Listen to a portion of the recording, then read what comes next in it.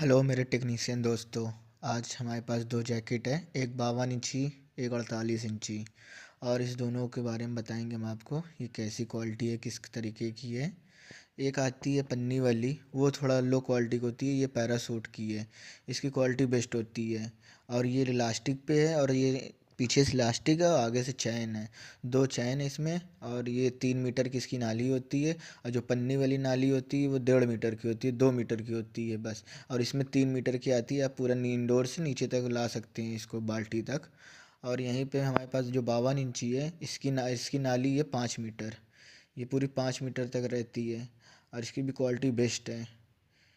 इसी तरीके के हमारे पास सारे spare part, AC, washing machine, fully automatic के सारे स्पेयर पार्ट मिलेंगे। किसी भी भाई को चाहिए टेक्नीशियन को, वो हमें मैसेज कर सकता है।